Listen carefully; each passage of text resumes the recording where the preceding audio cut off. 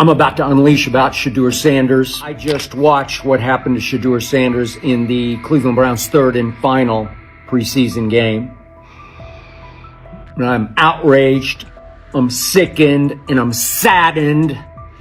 By the way, Shedeur continues to be treated in the National Football League now by those sorry-ass Browns and sorry-ass Kevin Stefanski. The Cleveland Browns are once again mishandling a promising quarterback. Skip Bayless criticized the organization for failing to develop Shedeur Sanders and for misusing his skill set. He argued that the team's decisions are undermining Sanders' progress and turning a major investment into a cautionary example. Bayless pointed to inconsistent usage, questionable play calling, and a lack of clear direction as key issues limiting Sanders. He said the Browns need a defined development plan and stronger support if they expect Sanders to succeed. Skip Bayless delivered a direct, critical assessment this week. After seeing Shedeur Sanders in a Browns uniform, he argued that Cleveland is mishandling the quarterback and undermining his development. Bayless said the team's approach shows poor planning and inadequate support around Sanders. He dismissed excuses about strategy and emphasized the need for better coaching, deployment, and protection. In his view, the Browns are setting themselves up for problems before the season begins unless they establish a clear plan for Sanders. Given the team's recent decisions, his reaction is understandable. Cleveland has a history of inconsistent quarterback development. Shedeur Sanders is a premium prospect, the son of a Hall of Famer, a proven college performer, and a widely recognized figure. The organization should prioritize his reps, protection, and a clear development plan, not place him behind Dillon Gabriel as if he were a secondary option. But I'm going to answer this question by saying Shedeur Sanders, and I'm going to tell you why. I think he's being set up to fail. That's right, I'm going to say it. Okay. Here we are on national television, right? There's been 11 practices, if I remember correctly. He's been starting against he's been playing against the third unit. He's fourth on the depth chart. And then suddenly you throw him into the start line, and he hasn't had any reps for the first team at all. Think about that. So you're just going to throw him to the wolves like that, huh? I mean, you know, if he had first team snaps in practice. Yet here we are. Cleveland has one of the most publicized prospects and is handling him like a depth piece. The broader issue is the franchise's long record of quarterback instability and inconsistent development. That history colors every move they make. When the Browns draft a quarterback, fans don't anticipate a long-term answer. They brace for another reset. Shedeur Sanders should be treated as a priority, not as an afterthought behind Dillon Gabriel. Let's give him a chance. Let's give him a chance with the play calling. You know you have an offensive line that isn't playing that well. So what do? Why not just play the short game so he can get the ball out of his hands very fast to run a competent goddamn offense? Outside of that, Shedeur has to be better in understanding that the offensive line that you're working with right now is not adequate.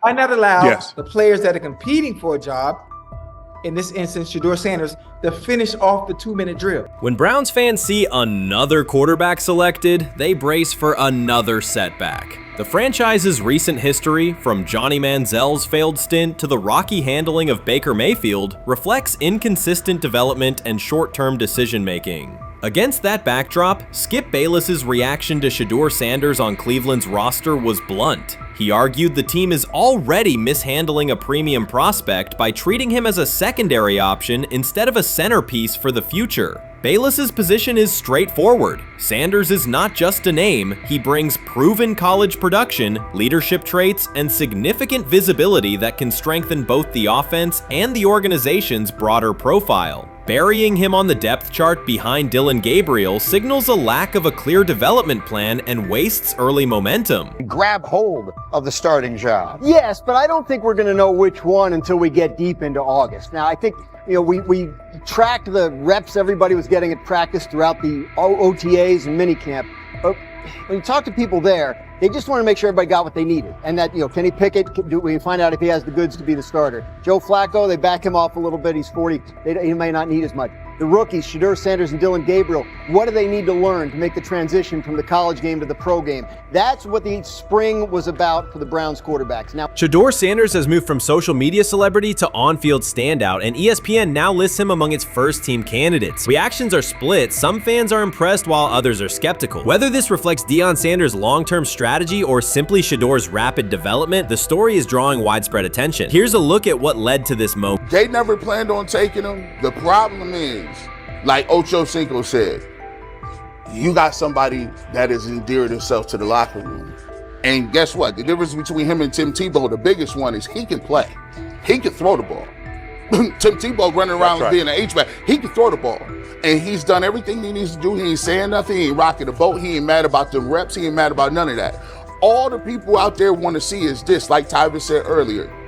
We want to see what he can do with Jerry Jeudy. Online reactions are sharply divided. Some fans strongly support Sanders, while others argue he is overrated. Traditional analysts cite statistics and claim his recognition comes mainly from his father's name. Sanders supporters are actively celebrating his rise and already predicting a future NFL career. Sports media outlets have made his candidacy a central topic of debate. The discussion now extends beyond statistics and victories to include his marketability, public image, and on-field presence. sorry. Is Shedeur Sanders going to get a chance to win this job? Do you believe he gets a legit shot to win this job?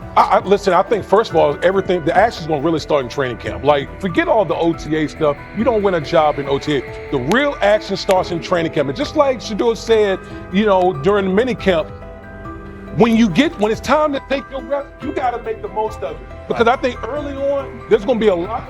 Remember, Joe Flacco didn't hardly practice in OTAs and mini camps because they were giving the young guys. Right. So when he gets his opportunity, he's going to have to make the most of it. Analysts are closely reviewing game footage to evaluate Sanders' decisions and mechanics, while others examine his social media activity to see how he balances content creation with quarterback duty. Shedeur Sanders' placement on ESPN's early first-team list has taken over the college football conversation. Supporters circulate his highlights and argue that his on-field production and leadership justify the honor. Skeptics claim the recognition relies too heavily on his family name and question whether his resume is strong enough for first-team status. Analysts are rewatching game footage to assess his reads, accuracy, and pocket presence, while others examine how he balances a high-profile social media presence with quarterback responsibilities. The debate has pushed other storylines, such as conference realignment and NIL issues, into the background, leaving fans and commentators focused on Sanders' performance, marketability, and overall impact on the sport. I'll keep saying it.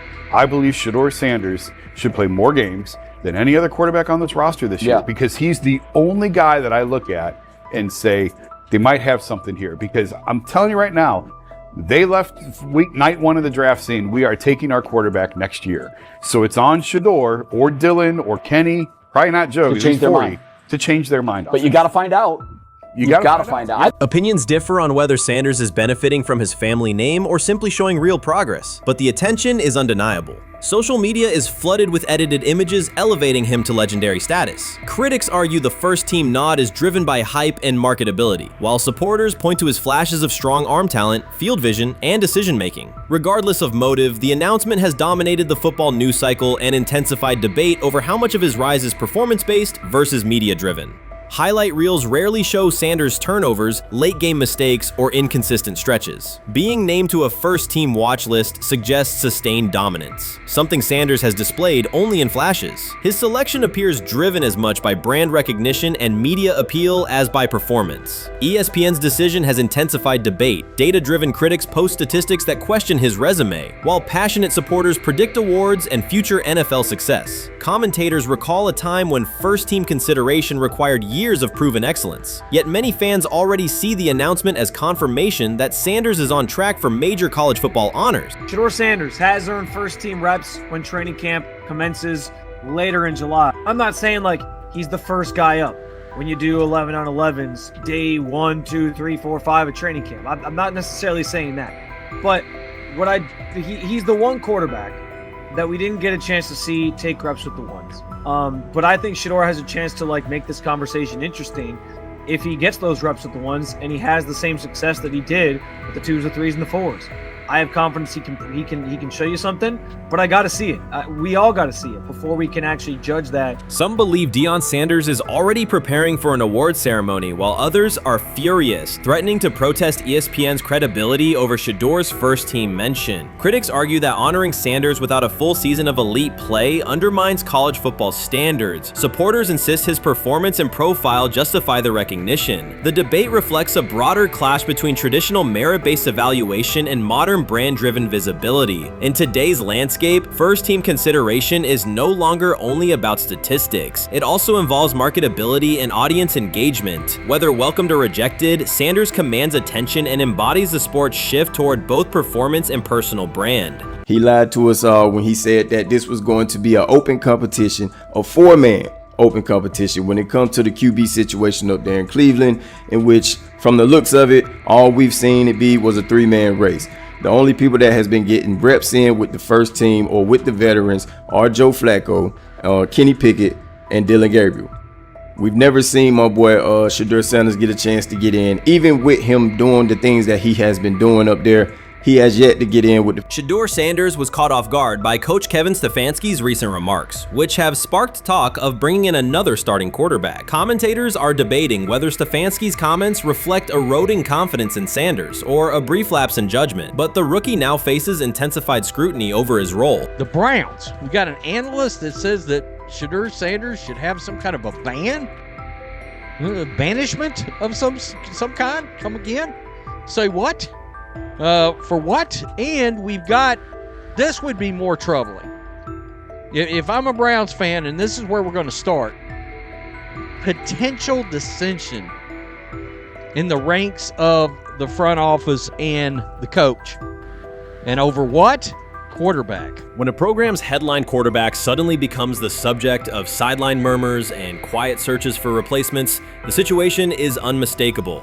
It's a breach of trust. Shedeur Sanders, the passer who put Colorado back in national conversations with his production and profile, has just received a clear message that his job security is in question. Coach Kevin, the assistant previously considered to be in Sanders' corner, made remarks that ignited speculation about changing quarterbacks. Fans, analysts, and even Deion Sanders are now reassessing the team's unity and its true plan for the position. The comment was no accident. It was a deliberate signal that the staff may soon elevate a backup. For perspective, Shedeur Sanders did not step into ideal conditions last season. He was sacked so often that Colorado could have dedicated a locker to every opposing edge rusher who reached him. Could I possibly go to bat for Kevin Stefanski as a great head coach? No, I couldn't.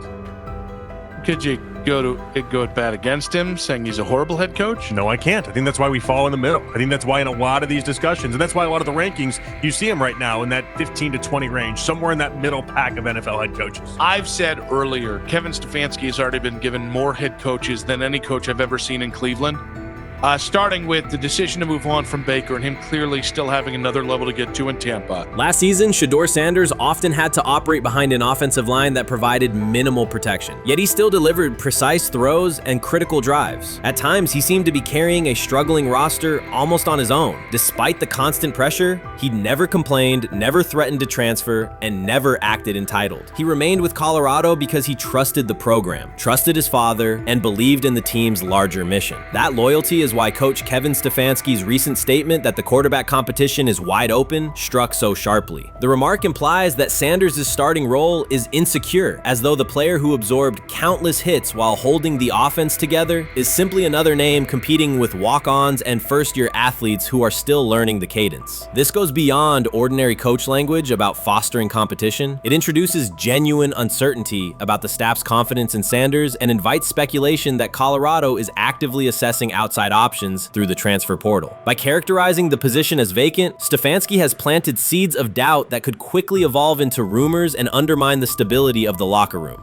I'm sorry, but when it comes to quarterback, I'm gonna defer to my head coach, generally speaking, especially one with Stefanski's track record and how he's viewed across the league.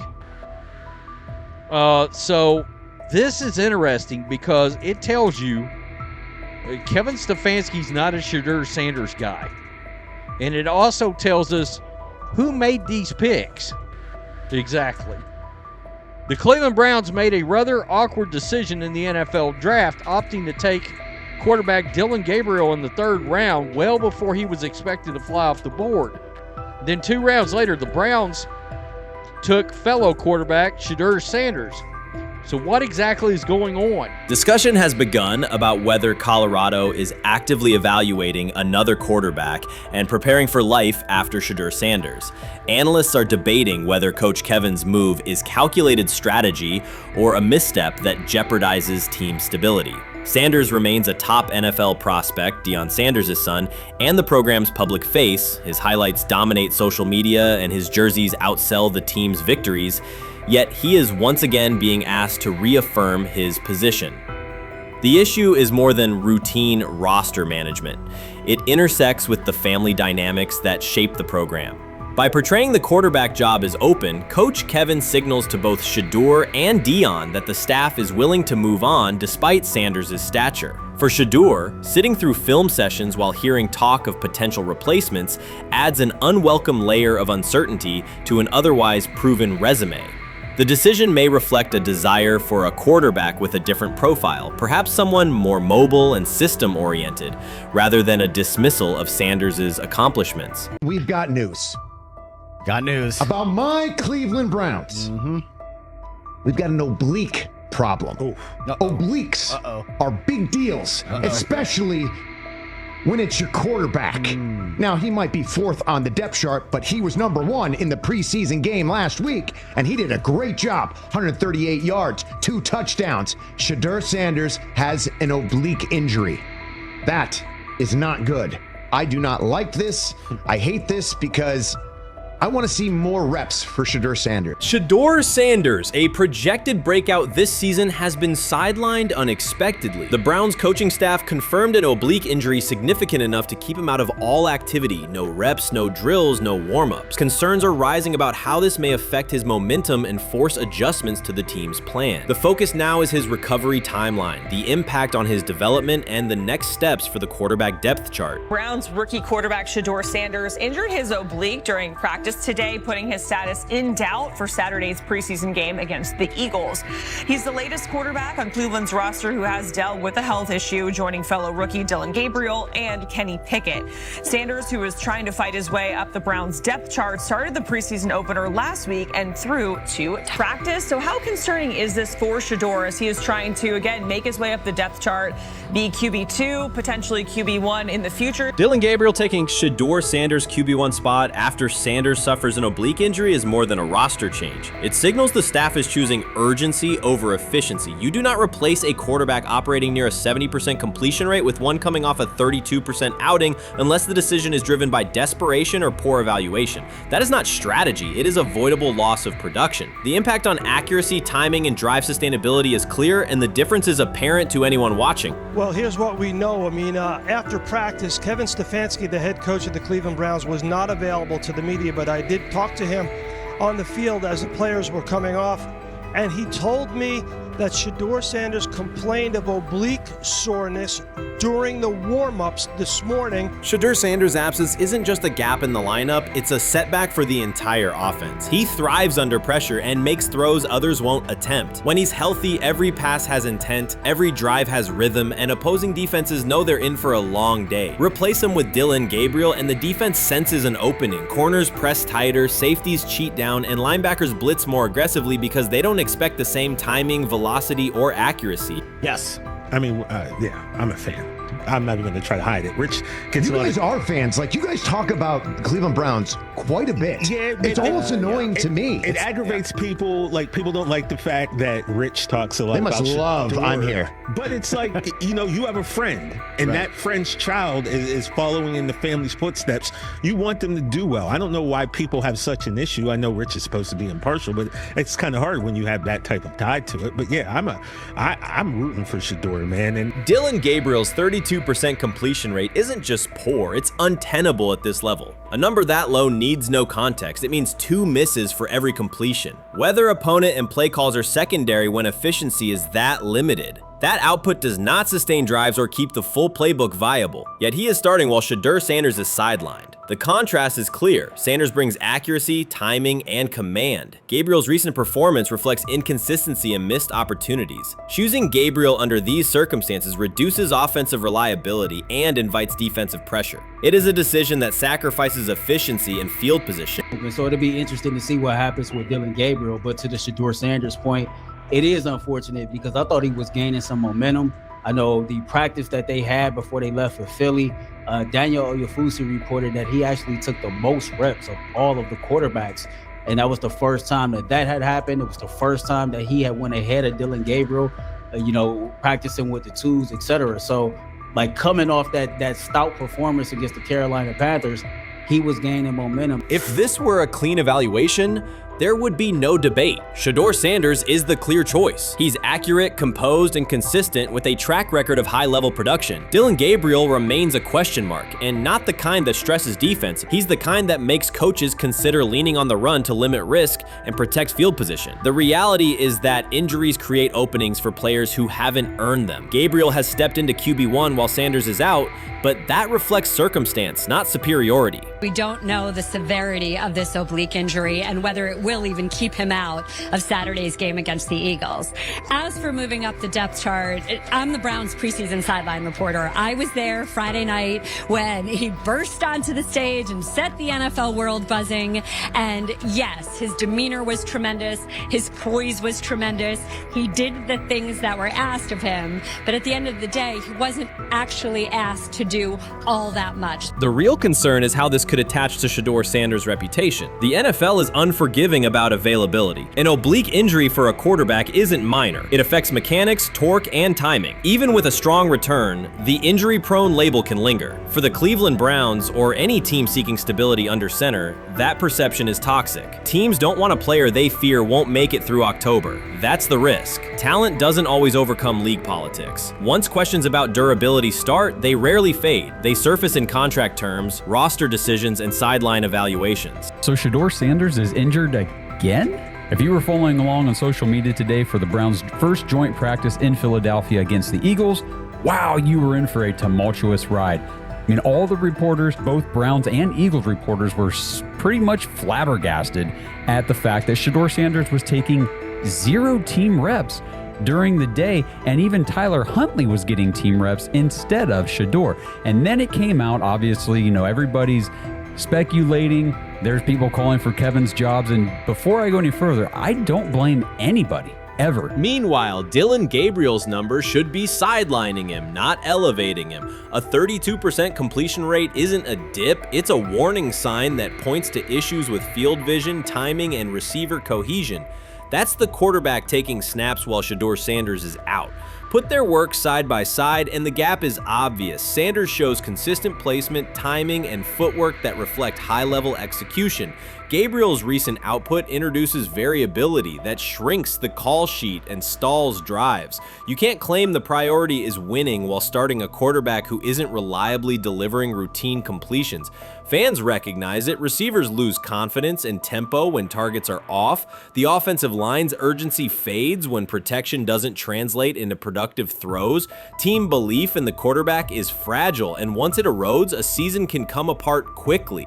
We could be looking at, 3/4 of Snoop and maybe 1/4 of Dillon Gabriel. Not really exciting for the fans. Of course, it would be nice to see what Dillon looks like. Did spend third-round capital on him. If you're Dillon Gabriel and you're a rookie, is not you be want to get team. healed. You want the reps. You want to take these reps. So what do you do to prepare yourself and get ready? Because, man, when rookies get injured, it's like these reps are so valuable. Yeah, sets them back a lot. We do have some video here. Mike Garafolo had some video of Jalen Hurts kind of helping Shedeur used his cart to get off the field here. Shedeur Sanders changes the entire equation. His presence under center keeps defenses honest, keeps teammates engaged, and expands the coaching staff's options. You can call vertical shots, open the playbook, and control the game's tempo. Dillon Gabriel limits that. With him, the playbook narrows, drives stall, and the defense ends up on the field too long trying to compensate. The Cleveland Browns are not in a position to gamble at quarterback. This is a franchise with a difficult history at the position. With Gabriel, the issues are visible from the stands. A 32% completion rate won't jump to 60% with a few extra reps. If anything, it will decline as defenses present looks they would not risk against Shedeur. And that's the core issue. Shedeur Sanders at 80% is still a better quarterback than Dillon Gabriel at his best. That isn't exaggeration, it's the numbers. If Sanders is a 70% passer when healthy, even a drop to 60% keeps him well ahead of where Gabriel is now. Yet the team is rolling with the quarterback who isn't delivering routine completions. Every week Sanders is out, his hold on QB1 loosens. That's the hard truth. The longer Gabriel stays in the role, the more coaches cite continuity and chemistry to cover what's happening on the field. Every throw and every drive has to be a statement, not just to win, but to erase any notion that Gabriel is a legitimate alternative. In the NFL, QB1 isn't handed back because you used to be the best option. You have to take it.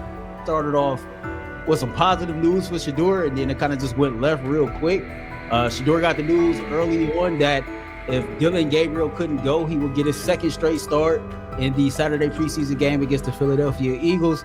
And then he went on to injure his oblique. For the fans who don't know exactly what part of the body the oblique is at and what that injury is and how it can impact the quarterback, can you explain to them what is an oblique injury?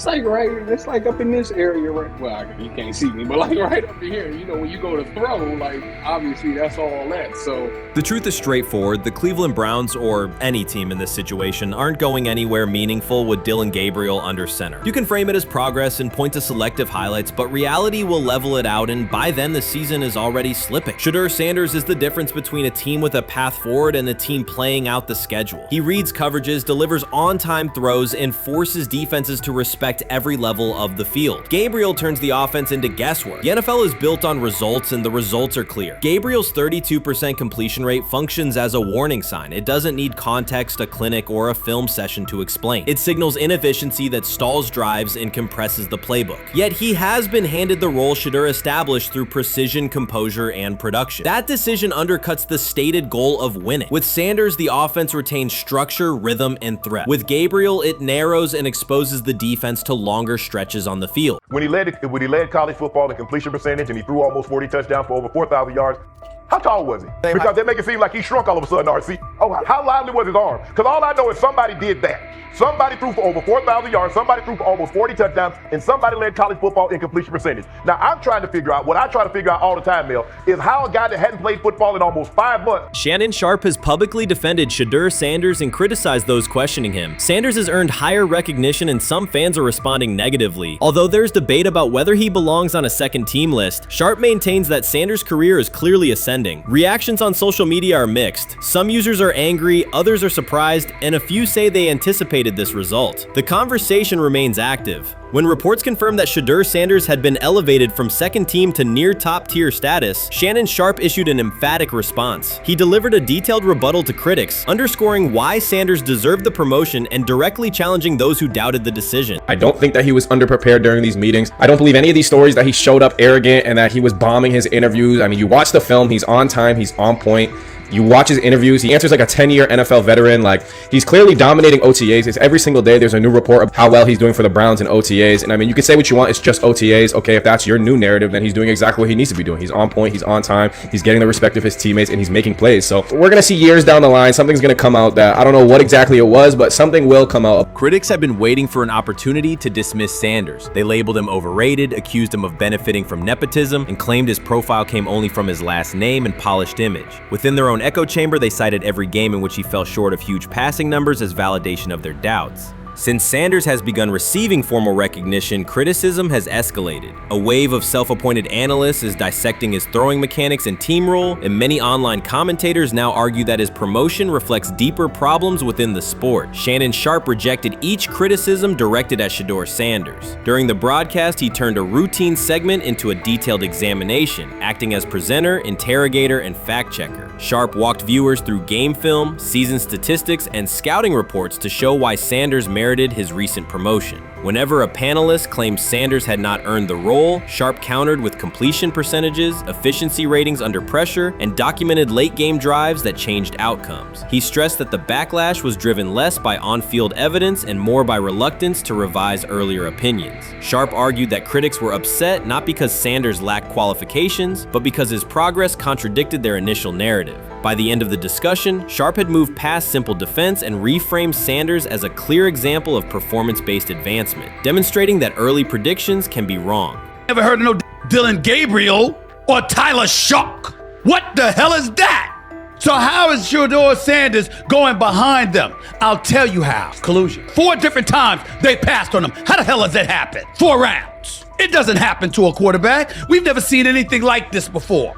Shedeur Sanders with the watch. Shedeur Sanders with his bravado. Shedeur Sanders with this supposed arrogance or whatever. Shedeur Sanders' advancement did not happen by chance. While detractors questioned his resume online, he continued to prepare, attend every practice, and deliver accurate throws under pressure. The contrast between his output and the complaints directed at him has been stark. Some critics even argued the selection committee was, quote, biased toward performance, as if rewarding strong play were improper. Rumors quickly followed. Certain commentators speculated that a public relations push from the Sanders family must have influenced voters, suggesting everything from coordinated media strategies to alleged favors for coaches. None of these theories addresses the basic point. Sanders earned his promotion through consistent production, poise in the pocket, precise ball placement, and efficient decision-making. Shannon Sharp highlighted these facts during his response. He noted that Sanders' performance metrics justify the recognition and emphasize that resistance to the move stems more from prior prejudice than from substantive evaluation. For Sharp, the goal was clear: present the data, challenge unfounded claims, and correct the narrative. The discussion therefore became a broader statement about acknowledging merit and abandoning outdated assumption. Colin Cowherd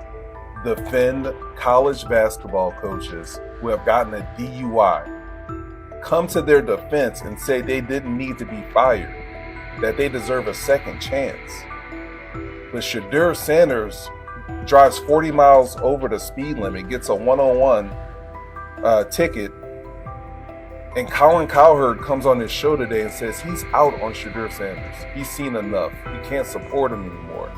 He can't be in the Shedeur Sanders camp because of the speeding ticket. Shannon Sharp addressed commentators who portray constant doubt as expertise. Those who discount strong performances with "we'll see" but declare bust after a single mistake. He noted their belief that progress only counts if an athlete visibly struggles. Sharp's response was methodical rather than emotional. He presented evidence, cited statistics, and calmly refuted each claim. Following his remarks, several critics began revising or deleting earlier posts, recasting themselves as longtime supporters of Shedeur Sanders despite having questioned him for months. Sharp insists on accountability, naming specific individuals and dates while requesting public acknowledgement of prior errors. He argues that analysts cannot spend months undermining a player's potential and then quietly adopt a supportive stance once the athlete succeeds. These are serious, big-time, top-of-the-line playmakers that they have. If you can go 45-42 in the fourth quarter because your quarterback set the school record with 510 yards passing.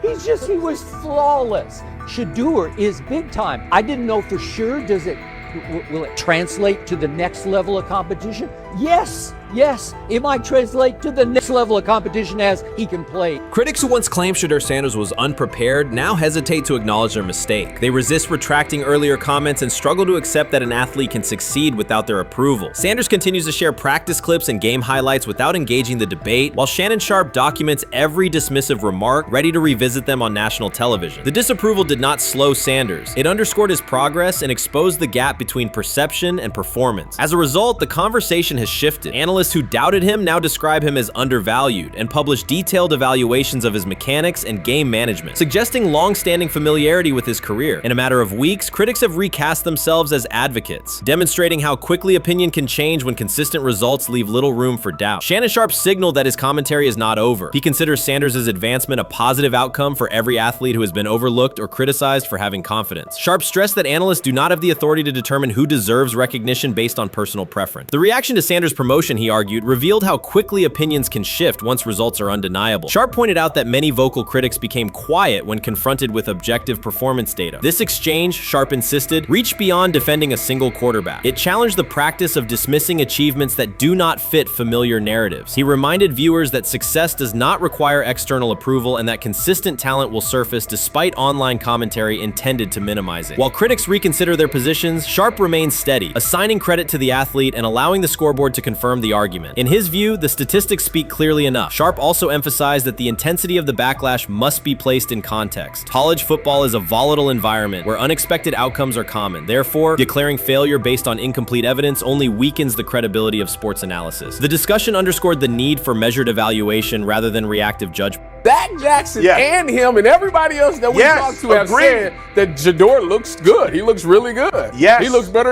And we got Zach that say Dylan Gabriel ain't even an NFL quarterback.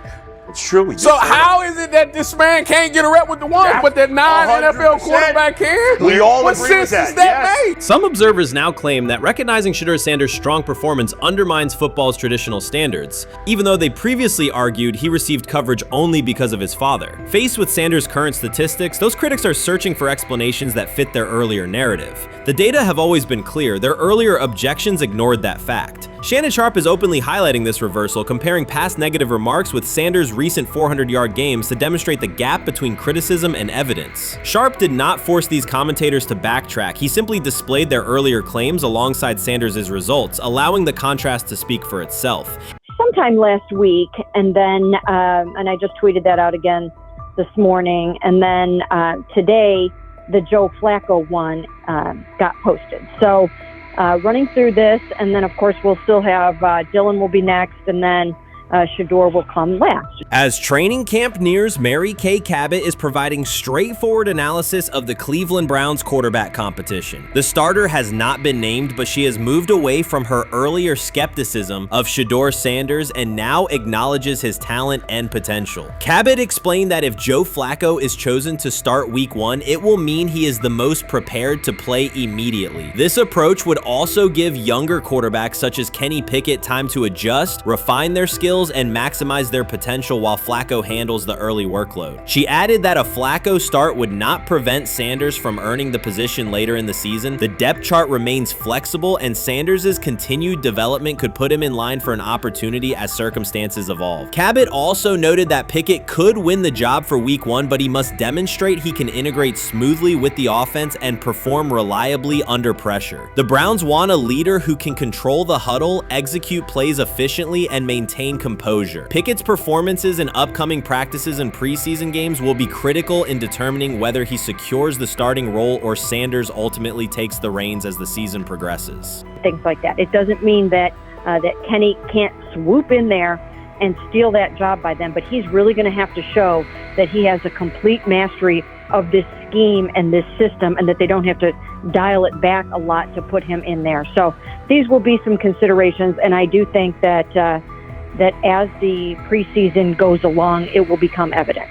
Mary Kay Cabot recently stated that Shedeur Sanders is ready, and the Cleveland Browns are monitoring him closely. After a strong showing during organized team activities and minicamp, Sanders has made notable strides in his development. With continued progress, he is expected to return to the field prepared to contribute meaningfully. The Browns coaching staff is tracking his growth, and anticipation about his long-term role is increasing. Cabot added that if Sanders maintains this trajectory and continues to demonstrate poise within the team, he will have a legitimate chance to earn the starting quarterback job. Each practice rep strengthens his case, reinforcing the possibility that his development could benefit both the player and the organization. As Sanders impresses, discussion about his future in Cleveland becomes more compelling. Cabot also emphasized Sanders' advanced understanding of the offense. She noted that his football IQ appears in every drill and that he seems ready to execute the Browns system at full speed. His ability to process defenses quickly and make decisive reads distinguishes him from his peers. With the appropriate opportunity, Cabot believes Sanders could become a genuine difference maker for the Browns. One One area Cabot highlighted is Sanders' command of pre-snap adjustments. His capacity to diagnose defensive fronts and communicate changes gives him an edge and reflects high football intelligence. If he translates those reads into consistent connections with his playmakers, he could elevate the Browns' offense significantly. By comparison, Cabot said quarterback Dillon Gabriel is still refining his grasp of complex terminology and play calling. While Gabriel possesses upside, Sanders' comfort with intricate concepts and his ability to manage tight pockets under pressure give him a clear advantage at this stage. Gabriel must sharpen those elements to compete at Sanders' level. Cabot previously reported that Sanders had already earned first-team practice snaps ahead of Gabriel. Her latest update confirms that Sanders is now approved as the Browns' starting quarterback, solidifying the organization's commitment to him as QB1. Expectations are high, and his response to the challenge will be closely watched throughout training camp and preseason. Cabot further noted that head coach Kevin Stefanski authorized Sanders to take expanded first-team reps beginning next month. This milestone underscores Sanders' readiness and the coaching staff's confidence in his progress. As the regular season approaches, Sanders aims to cement his status as the starter, and the competition for that position is intensified. Though Sanders leads the race, Kenny Pickett remains in contention. Cabot stressed that Pickett must prove he can integrate seamlessly with the offense and perform consistently under pressure. His performance over the next several weeks will determine whether he can challenge Sanders for the starting role.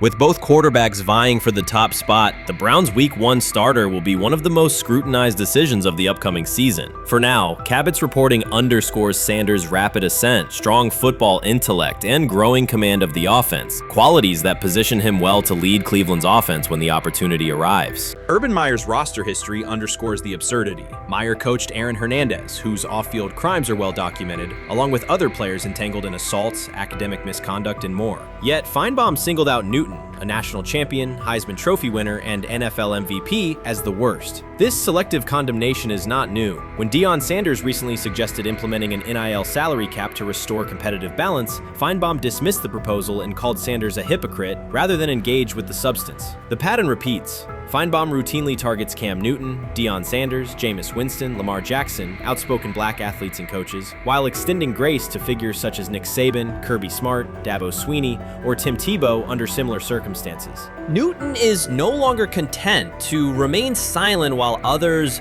distort his story. In response, he laid out an accurate chronology, highlighting facts the commentary networks rarely repeat. One long-standing myth is that Newton was expelled from the University of Florida. He was not.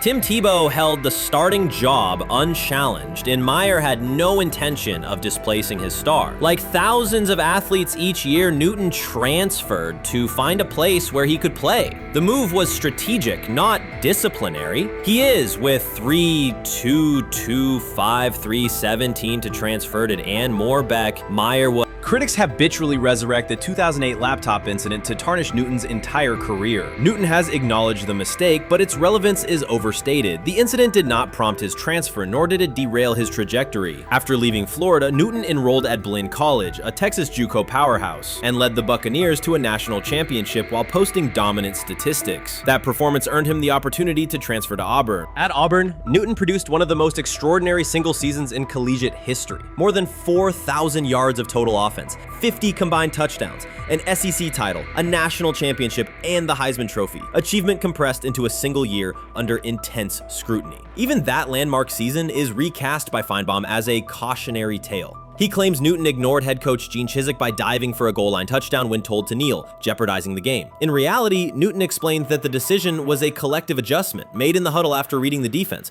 While Auburn still held timeouts, the Tigers maintained control and secured the championship. Portraying that moment as reckless serves to recast Newton's success as selfishness rather than leadership. Feinbaum's approach to Sanders reflects the same dynamic. When Sanders urged a structured NIL ceiling to protect athletes and stabilize rosters, Feinbaum immediately labeled him hypocritical. Yet when Saban or Swinney voice identical concerns, Feinbaum frames them as thoughtful guardians of the sport. The inconsistency reveals that the determining factor is not the argument but the identity of the speaker. Unapologetic black leaders who control their narratives, challenge entrenched hierarchies, and Feinbaum's commentary often functions as a check on that influence. Newton countered Feinbaum's latest attack with a concise statement. "You're lying, Paul. Please stop." Behind those words lay a broader indictment of the media machinery that weaponizes half-truths. By calling Newton the worst player Meyer coached, Feinbaum was seeding doubt among fans, front office evaluators, and future historians. Newton, now an established media presence and entrepreneur, no longer depends on traditional outlets to correct the record. He reminded audiences of 3 essential truths. He departed Florida on his own terms, he led Auburn with support from coaches and teammates, and he captured every major accolade available in college and professional football without conforming to prescribed expectations. An unspoken rule lingers in American sports discourse. Black athletes may excel, but must do so quietly, gratefully, and without highlighting systemic inequities. Newton broke that expectation early by celebrating with unreserved joy, answering questions candidly, and refusing to minimize his personality. For some commentators, that confidence is reinterpreted as arrogance. Feinbaum's repeated attempts to undermine Newton follow a familiar script of policing behavior rather than analyzing performance. Yet, legacy rests not in a pundit soundbite, but in tangible achievements and public memory.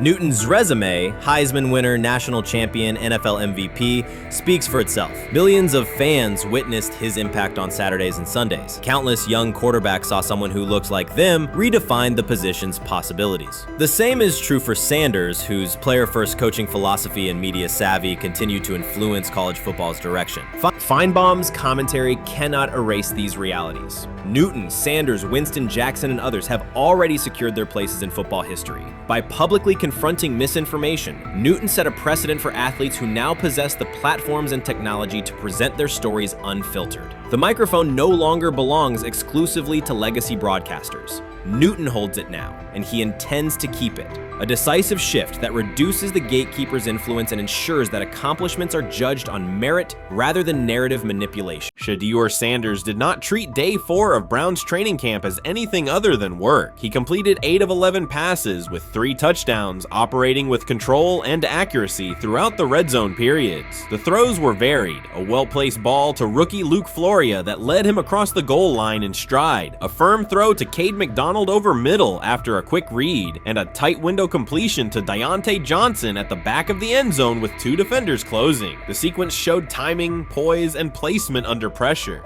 While national attention centered on Joe Flacco's underneath completions and Kenny Pickett's option and rollout periods, Sanders produced scoring plays on schedule. The performance was not the product of broken coverages or end-of-period reps. It came within structured work, with defenders in position and the offense executing standard progressions. The accuracy rate, 8 completions on 11 attempts, reflected consistent mechanics and decisions. The operation was steady from huddle to snap to finish. Despite that session, the distribution of first-team snaps did not change. Camp logs indicated that Pickett and Dillon Gabriel continued rotating with the starters, while Sanders remained primarily with the second unit. With the first preseason game approaching, that choice drew more attention from observers who expected productive days to be followed by expanded opportunities. The question surfaced again: what additional evidence is required to evaluate Sanders with the top group? The 3 touchdowns illustrated different aspects of his profile. On the throw to Floria, Sanders used a measured trajectory to lead the receiver away from contact and into the end zone. On the ball to Johnson, he identified leverage, held the safety with his shoulders, and delivered to a precise spot at the back line. On the throw to McDonald, he eliminated the first read, reset, and drove the ball into the window before the hook defender could squeeze it. Each score reflected a particular tool: anticipation, manipulation, and velocity within standard timing.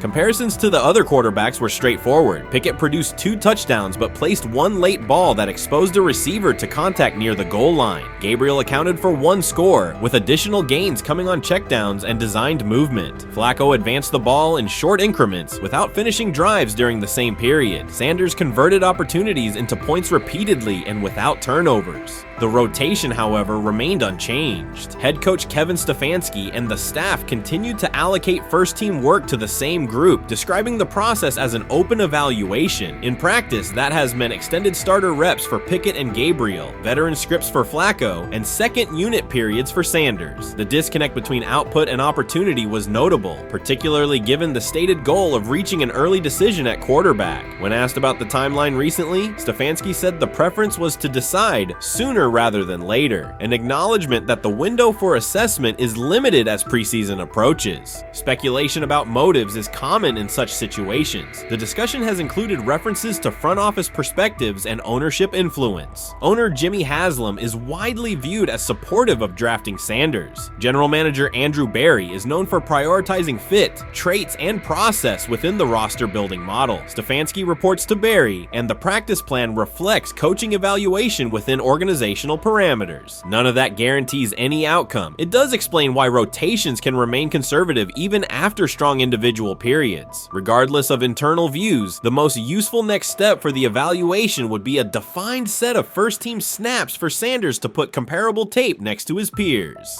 There was also outside attention on several practice segments from earlier in camp that showed Sanders throwing during lulls to non-receiver personnel, ball attendants, staffers, and assistants, while other quarterbacks were in script with full units. Those clips circulated widely and were interpreted by some as dismissive. Sanders addressed questions about it by narrowing the focus to preparation, explaining that his responsibility is to be ready for the work assigned and that he has adjusted at every level of competition, from HBCU ball to the Power 5 and now the NFL. The response matched his general approach: acknowledge the situation, maintain routine, and continue to execute when the next period begins. The broader draft day and narrative context remains part of the conversation. Sanders' college resume included efficient production and high completion rates across 2 programs, culminating in national recognition such as the Johnny Unitas Golden Arm Award. His selection in the 5th round was driven by varying evaluations of projection, scheme fit, and development timelines. The result is the current environment. He must present his case within limited windows, then wait for access to the next rung of competition. That does not make the process unfair, it makes it exacting. The best answer, for him and for the staff, is additional, comparable reps and clear tape.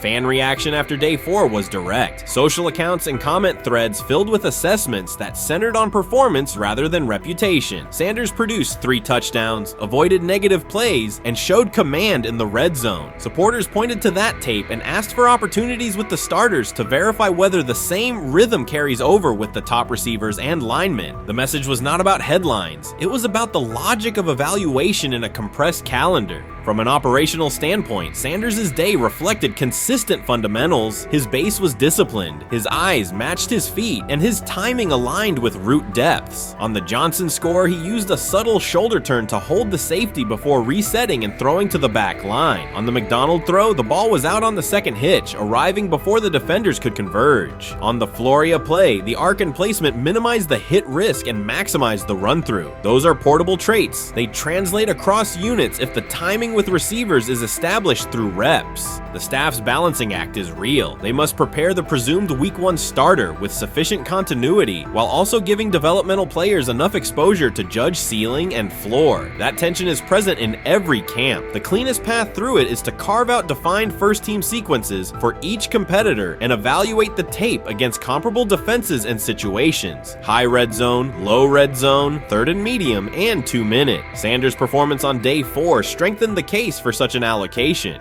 Context matters off the field as well. Earlier in the offseason, 2 speeding citations, 91 miles per hour in Brunswick and 101 miles per hour in Strongsville, prompted public comment from Berry, who emphasized standards and safety. Sanders accepted responsibility, stated that he learned from the incidents and moved on. In camp, he has kept the focus on football tasks, install retention, cadence management, protection IDs, and post-practice review. He has also continued to build rapport across position groups, including veteran receivers and defensive backs, so that timing and expectations are clear when reps arrive.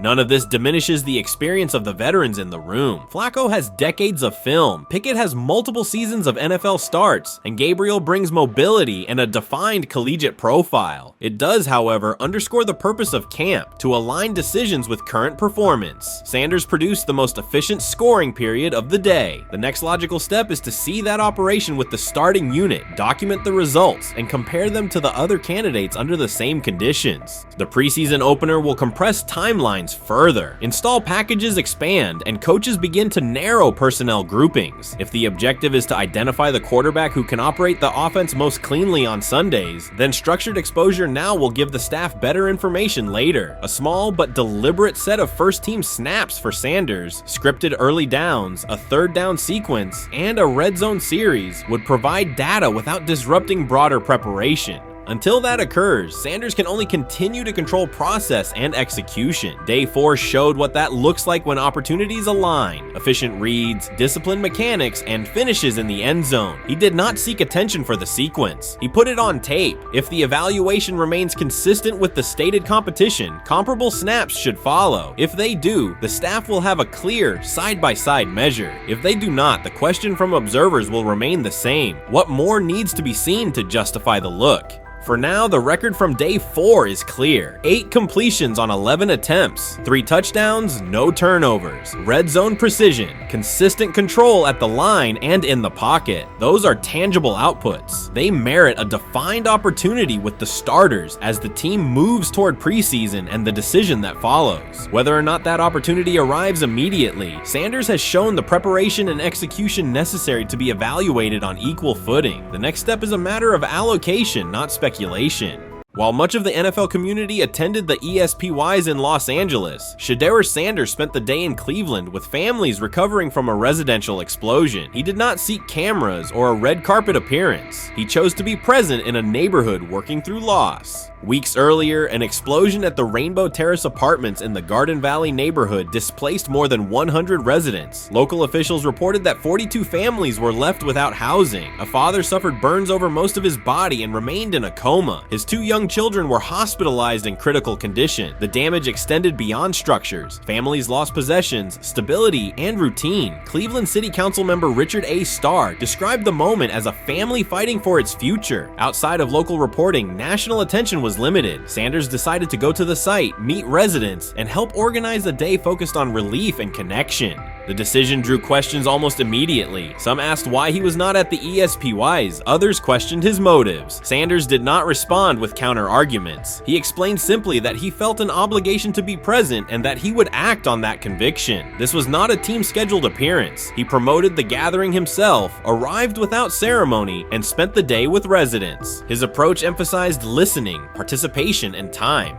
The event, which he called the Garden Valley Fun Fest, brought a large turnout over several hours. The purpose was straightforward: create space for families to reconnect and for children to play, even as recovery work continued. Sanders threw passes with kids on the blacktop, joined in games, and spoke with parents and grandparents about what they were facing next. He moved through the apartment complex and common areas with minimal staff support. Browns defensive lineman Michael Hall Jr. attended and interacted with residents as well. There were no speeches or staged moments. The focus remained on residents and their needs. Questions about visibility persisted as photos and short clips circulated online. Some criticism framed the visit as a substitute for a higher profile appearance in Los Angeles. Sanders kept to the same message. The priority was to support a neighborhood coping with displacement and uncertainty. He did not present the choice as a protest of any event. He presented it as the correct use of his day. When local media asked about his intent, Sanders said his goal was to provide families with a day of enjoyment and a reminder of community. He added that financial support can help, but that showing up in person also matters. Standing with people, listening to them directly, and offering time. The statement matched the structure of the day. He stayed on site, remained accessible, and left the focus on residents rather than on himself. The timeline mattered to him as training camp approached. Sanders did not connect the visit to his role on the depth chart or his draft position. He kept references to football confined to preparation, learning the playbook, protections, cadence, and timing, seeking guidance from veterans, including Joe Flacco, and staying ready for opportunities when they come. He has repeated that he has time to grow and intends to use it to learn the system and earn trust. The visit did not alter those priorities. He returned to his regular schedule the next day. Since arriving in Cleveland, Sanders has treated community work as part of his responsibilities. Before his jersey went on sale, he visited schools, including John Marshall High School, speaking with students about goals, accountability, and effort. He set public objectives confidently, such as long-term aspirations for the franchise, but paired them with routine work in the building, meetings in stall, film, and on-field reps. The day at Rainbow Terrace fit that pattern. Identify a need, show up, contribute, and avoid unnecessary attention. For residents, the FunFest provided a brief reprieve from ongoing challenges. Housing transitions, school logistics, medical medical appointments, and the paperwork that follows an emergency. For teammates and staff who observed, it was an example of a rookie investing time locally without seeking a headline. For Sanders, it reinforced how he plans to operate in Cleveland. Be consistent, be present, and let action speak. The setting at Rainbow Terrace underscored the scale of recovery ahead. Families described the first weeks after the explosion: nights in temporary housing, efforts to replace clothing and essentials, coordination with agencies and community groups. Sanders moved from group to group, speaking with parents about their immediate needs, greeting elders who came to watch the activities, and encouraging kids who wanted to throw a football, run races, or take a photo. He kept the schedule flexible so residents could arrive and leave as they were able.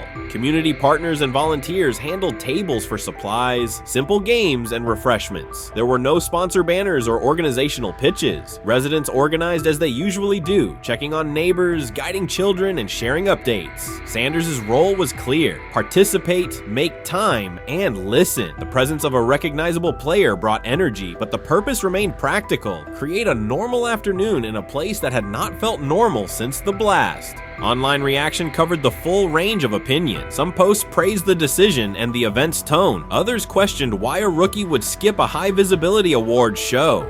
Sanders did not try to manage that conversation. He maintained the same explanation. He chose to spend the day where he believed he could be useful, and then he returned to his football schedule. The approach was consistent with how he addresses other topics: answer directly and move on to the next task. The same measured approach appears in his preparation for camp. Sanders has not asked for public guarantees about reps. He has focused on install recall, cadence, and protection IDs, route timing, and situational work. He has sought input from veterans, thanked teammates who have provided guidance, and spent time with receivers and linemen to align on communication.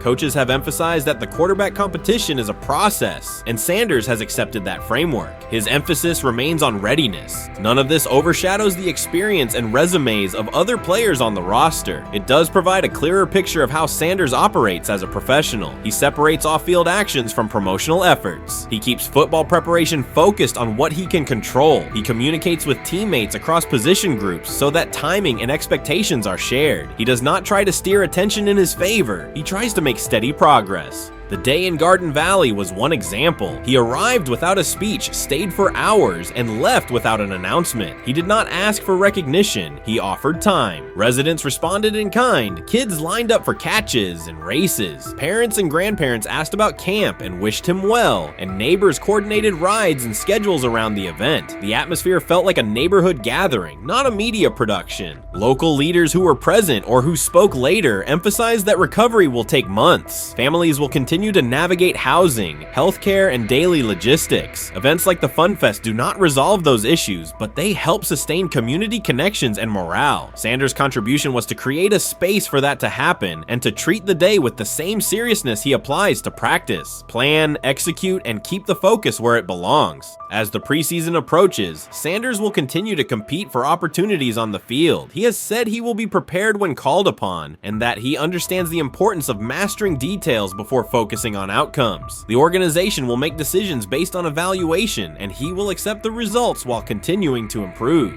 The off-field choices will remain consistent: identify needs in the city where he lives and contribute in direct, practical ways. The core elements are simple. A neighborhood suffered a significant loss. Residents faced immediate and ongoing challenges. A rookie quarterback chose to spend a day there, without a press conference, without a schedule of talking points, and participate in a community-led event designed to give families a break and remind children that play still has a place. He provided presence, not a headline. He listened more than he spoke. He returned to work the next day. In a league and media environment that often prioritize visibility, Sanders made a different choice. He kept attention on people, not optics. He placed value on time spent in person rather than on appearances. He continued to build trust in the locker room and in the city through steady conduct rather than declarations. That approach, measured, direct, and consistent, will shape how he is viewed in Cleveland as much as any public statement it could. The outcome of his football career will be decided on the field by installations learned, reads made, throws delivered, and games played. The outcome of his role in the community will be measured by smaller, quieter moments. Afternoons like the Fun Fest, school visits, and unannounced stops where listening matters more than being seen. For Cleveland residents at Rainbow Terrace, the takeaway from that day was straightforward. Someone who represents their team showed up, stayed, and participated without fanfare. For Sanders, it was the same. Do the work in front of you, whether that is a practice period or a neighborhood event, and keep the focus on the people who are affected most. So before your final year at Miami, there's a lot of conversations revolved around Shedeur Sanders. Obviously, I'm assuming you guys have a great relationship. Some of the clips you've seen and stuff like that. What is it like for you to have like this rivalry with Shedeur? I don't have a rivalry with him.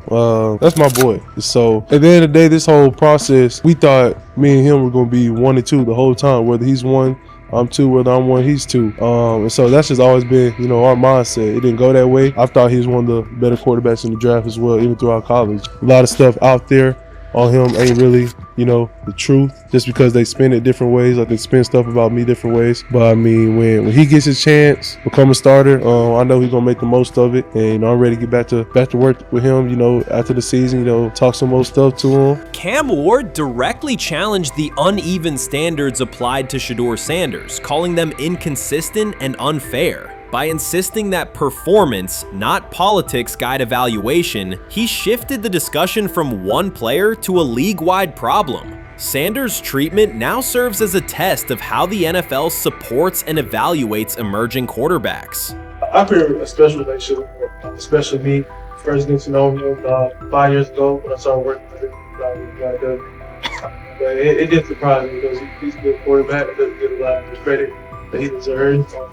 Especially the plays that he made in Colorado. A lot of quarterbacks and coaches are making those plays. And so when he gets this opportunity, I'm pretty sure having soon today, he'll make sure he'll make plays on the field. Cam Ward's public challenge to the treatment of Shedeur Sanders brought the issue into clear view. For months, discussion around Sanders has centered on his profile, major compensation, a prominent Nike deal, and the expectation to stabilize a struggling franchise. Rather than a standard evaluation of a top prospect, he has faced sustained skepticism from analysts, fans, and league voices. Ward's comments underscored that the standards being applied to Sanders diverge from those used with other rookies. By stating it directly, he did more than support another quarterback. He identified a broader problem in how the league responds to young players with significant visibility. The takeaway is direct. Assessments should reflect on-field performance and development, not external narratives. Generational talent. I'm gonna prove him right. I'm gonna prove him right. Don't worry. Oh my God. An article came out today. I'm generational. So I guess it's article versus article. I like that you think that, man. But we all know the truth.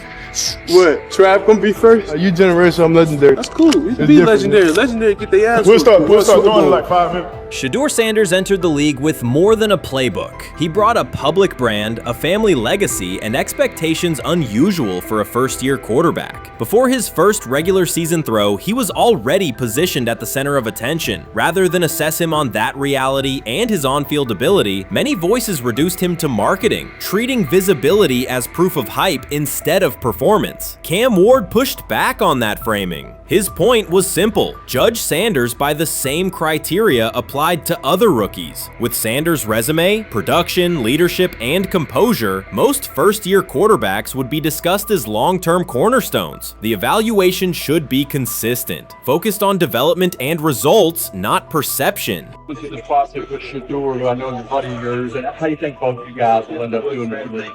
I think we'll both end up being one of the best quarterbacks in the league. I just think the work that me and him are willing to put in, the relationship we have to constantly compete each and every day to, better our craft, for ourselves. I just think it's going to end up paying off for us in the long run. Do you guys kid each other about who's going first, and how much does that matter to you? Yeah, we play around, we joke around with it. It really don't mean nothing. Draft pick will never mean anything. At the end of the day, you got to show whether you can prove each and every Sunday. You can't just do it 1 year. Disrespect shows up in two patterns. First, Shedeur Sanders is repeatedly framed through his father, Deion Sanders, as if lineage erases his own work. Discussion drifts to pedigree instead of what the film shows. Second, his visibility is treated with suspicion. His audience reach, partnerships, and ability to lift ratings are labeled labeled hype rather than recognized as value. Instead of acknowledging that he drives demand and expands the stage for his team, critics call it an unfair edge. The result is a skewed evaluation. Star power is held against him while on-field production gets pushed aside. The standard should be consistent. Assess the tape and the development, not the last name or the attention it brings. Well, Ward were microfacts. Cam Ward's remarks went beyond defending Shedeur Sanders. They confronted how the league manages star power. The reality is simple. The NFL markets visibility, but resists it when a player doesn't follow the expected script. Rookies are supposed to be quiet, deferential, and grateful for limited leverage. Sanders arrived with leverage, brand reach, major endorsements, and confidence. And that presence was recast as entitlement. Instead of treating those factors as earned advantages, much of the commentary used them to diminish him. Ward called out that contradiction. The same influence the league sells to audiences is criticized when a young player exercises it. His point is a standards problem, not a personality dispute. Evaluate Sanders on his preparation, leadership, and results. Don't penalize him for having a platform or for using the leverage that the modern NFL itself helps create. Now it sounds like the Cleveland Browns are going to all but imprison Shedeur Sanders in the football sense of a very talented rookie quarterback who obviously needs reps, needs an opportunity, and who now, barring some miraculous luck, will not get the opportunity to play in a single real game. I'm sure many around the NFL are celebrating as we speak. They are chuckling about this. Many in the NFL wanted to teach Shedeur and his daddy. Cleveland became the center of the conversation. With Shedeur Sanders attached to a major Nike partnership, the expectation was straightforward. He should be given real game reps. The Browns instead leaned on Joe Flacco as the default choice, treating stability as the safer path while sidelining a quarterback with clear cultural and commercial pull. Each week Sanders didn't see the field, scrutiny grew. Commentary questioned the value of his contract environment and relevance, and fan debate shifted from development to doubt. That wasn't measured evaluation. It was a delay framed as prudence that eroded confidence in the process. Cam Ward reset the terms of the debate. He pointed to an uneven standard. When veterans or other young players secure significant endorsements, it's considered smart business. When Sanders does it at scale, it's recast as ego or hype. Even the scope of his off-field agreements became ammunition against him rather than evidence of market demand. Ward's position is simple. Use one standard. Assess Sanders on preparation, decision-making, and progression, not on discomfort with his platform. Treat visibility as an asset, not a disqualifier. The issue isn't attitude or branding, it's the consistency of the evaluation. Ward called it directly. The treatment has been unequal, and it should be corrected by aligning opportunity with performance criteria. Fans need to recognize there's not a team in the league he'd start for. Not one. That's not ridiculous, that's not unfair, that's not a vast conspiracy. Shedeur Sanders fans are Angel Reese fans. They're just fair weather fans who don't really give a fuck about the sport. Most of them are just Dion fucking groupies that followed him when he went to fucking Colorado, just like Angel Reese's fans had never watched basketball prior to her playing at LSU, and they followed her to the WNBA and don't know shit about the sport. That's it. Now Dion fucking groupies are running around acting like, oh, this is payback to his dad. The timing is pivotal. Shedeur Sanders isn't trying to blend into the league's background. He's shaping the agenda. He drives debate segments, fuels short-form highlights, and moves merchandise at a pace most rookies never approach. By the metrics that define modern attention, he is the draw. Yet, a segment of observers continues to undercut him, not because of shortcomings on tape, but because of discomfort with how prominent he already is. Cam Ward put words to what many could see. Coverage around Sanders has been filtered through reaction to his visibility, rather than a clear read of his performance and growth. The market has already weighed in. Demand is real, not manufactured. Nike's record-level rookie endorsement aligned with that reality, signaling long-term value and cultural reach. This exposes a core contradiction. The NFL depends on star power power to sell tickets, fill stadiums, and boost ratings, but it resists stars who set terms on their own. Visibility is celebrated until a player exercises it. The fix is straightforward. Apply one standard. Evaluate Sanders on preparation, decision-making, and results, and treat his platform as the asset it is. If the league benefits from his presence, its evaluation practices should reflect that same reality, consistently and without penalty for scale. Shedeur Sanders does not depend on league promotion. He established his platform before the NFL and continues to expand it on his own terms. That autonomy challenges the status quo. Cam Ward's support was more than a defense of a teammate. It was a warning that if the league holds to outdated expectations, it risks falling behind the very players who drive audience attention and revenue. Claims that Sanders lacks real popularity ignore measurable facts. A large, active following, consistent merchandise demand, and sustained coverage across major outlets. Doubts about his standing as a quarterback overlook his college production and growth indicators. The pattern is familiar. Efforts to minimize him increase his reach. Each skeptical headline widens the spotlight, and each dismissive take creates more engagement. You cannot reduce a player built for visibility by arguing he should be less visible. The practical outcome is the opposite. Scrutiny becomes signal. Sanders is not merely enduring criticism, he is turning it into momentum, converting attention into leverage on and off the field. Honestly, guys notice it more when you're out winning games, right? If Cleveland starts off in a bad start, they're not doing well, and all of a sudden Shedeur or Dillon Gabriel are doing well in 7-on-7, they're throwing dimes, and practice drills, the number one defense can't stop them. People take notice of that, and the more that the players see it, they're gonna then the comments start happening over the lunch table. They start happening throughout the building, and that's when the pressure really will get severe. The Cleveland Browns were focused on resolving their quarterback situation until Jason Kelce made pointed comments that triggered a strong reaction from ownership. The response inside the organization was immediate and intense. What exactly did Kelce say that has the dog pound on edge and the front office under pressure? We've seen that miserable game by the Cleveland Browns. So they throw Joe Flacco in there, and I like Joe Flacco. He did good, but they gave him the resource of all the first team guys. Then they throw Dillon Gabriel in there with first teams and second teams. So Dillon always is getting protected. The same thing again, they gave this scrub max protection on every play. Yeah, he completed some passes, but let's talk about his mistakes. He's still inconsistent with his throws, but he at least had max protection. The Cleveland Browns continue to be defined by inconsistency and avoidable setbacks. Even as fans hoped the organization had turned a corner, Jason Kelce, fresh off retirement, offered a direct critique that reignited doubts about the team's direction. His remarks implied the franchise's structure and decision-making remain unstable and recent progress may not hold. The takeaway for leadership is straightforward. Identify core issues, align on a coherent plan, and execute with discipline. For supporters, it's another sign that the problems run deeper than a single season. They throw Shedeur Sanders in there with the lowest cab drivers you couldn't even get on 5th Street. And I'm pissed off, bro, because the play calling was abysmal. Look, even if you don't like Shedeur, Shedeur didn't even get a chance to be trash.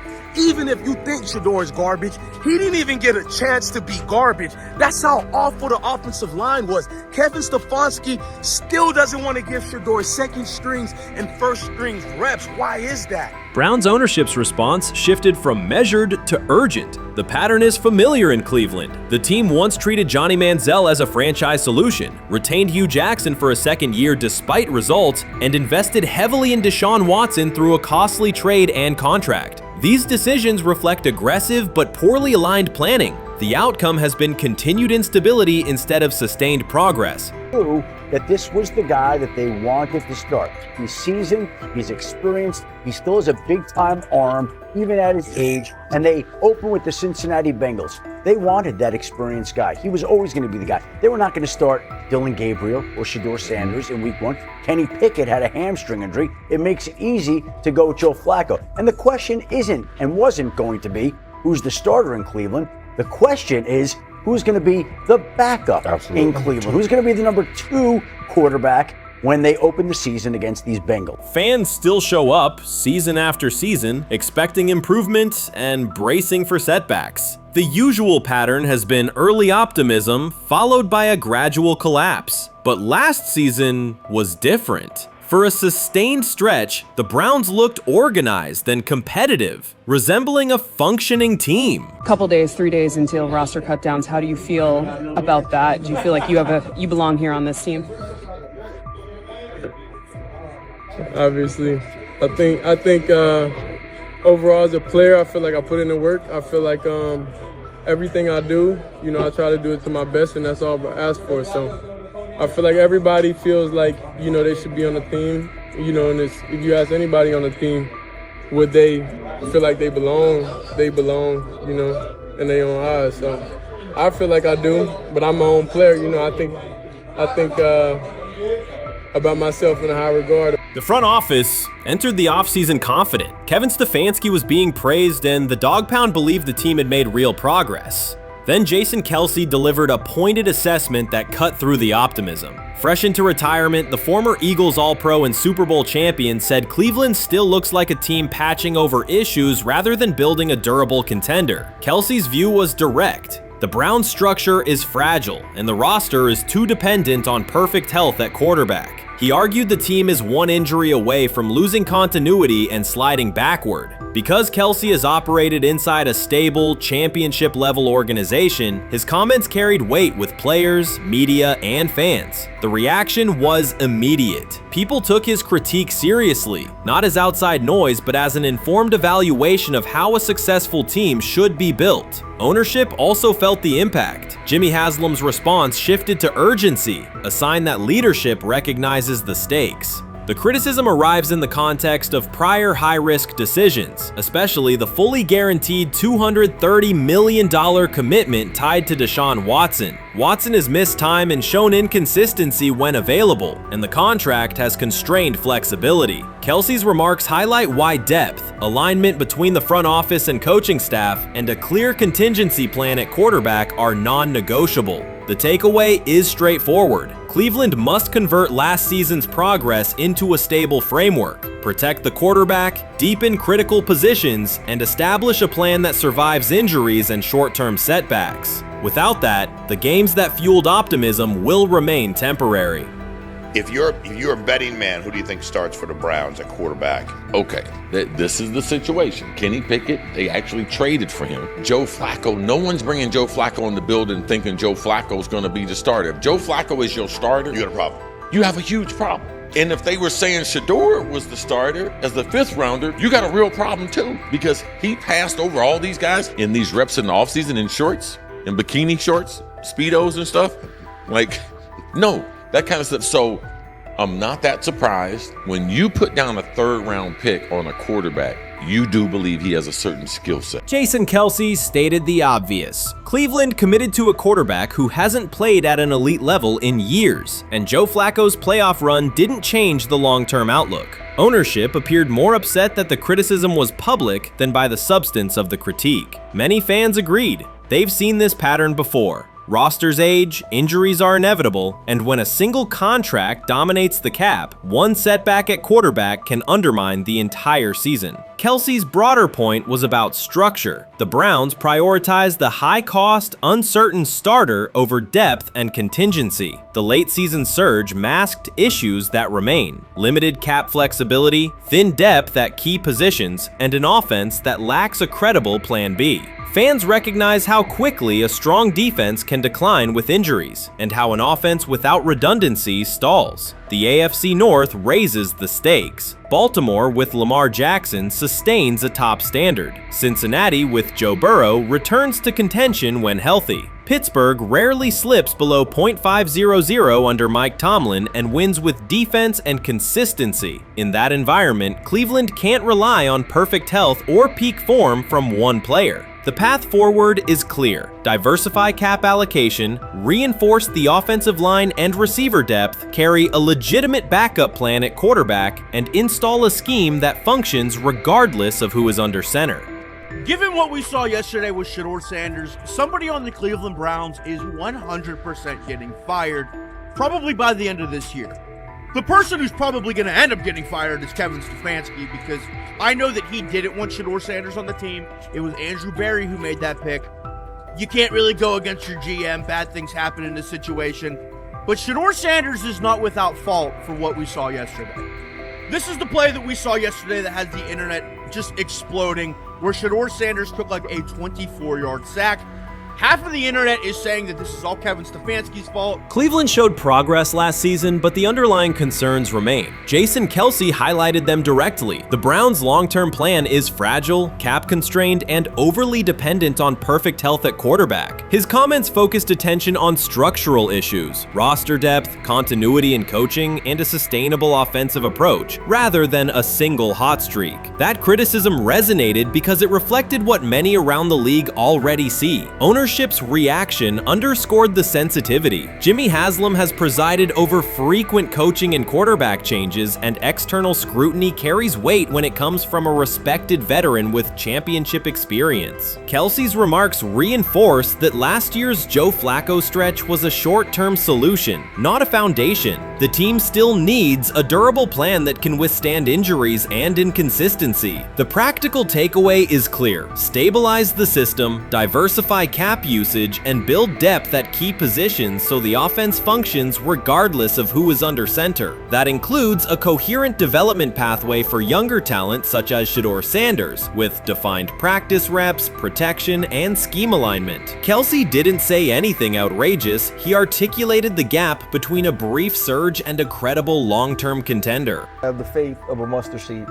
Right, because this is the greatest resurrection since Jesus the Christ. Right, like at some point, Joe Flacco was thinking about getting into TV. Yeah. Right, Joe Flacco didn't have a job, and then now you not only come back and start for the Cleveland Browns late in the 2023 season, but they came back around to you, and you're now the day one starter for a franchise that just 2 years ago was in the playoffs. The Browns' quarterback situation remains unsettled. Deshaun Watson was expected to be the long-term answer, but injuries and inconsistent play have prevented him from reaching an elite level. When the team turned to Joe Flacco after Watson's season deteriorated, Flacco immediately lifted the offense and produced results that highlighted the gap between expectations and reality. That a 39-year-old late addition could outperform a $230 million starter was not just a short-term surprise, it raised fundamental questions about roster construction and evaluation. Quarterback depth has been fragile, and the late-season surge masked broader structural problems. Jason Kelce's remarks made that clear. Cleveland is vulnerable if the starter is unavailable, cap flexibility is limited, and the offensive plan lacks a stable contingency. His critique drew attention to leadership and planning as much as on-field performance. Jimmy Haslam's strong reaction reflects the pressure on ownership. The organization has promoted a message of stability and progress, but Kelce's assessment suggested those gains are not yet durable. The path forward requires a realistic approach to the cap, a credible backup plan at quarterback, and a system that holds up regardless of personnel.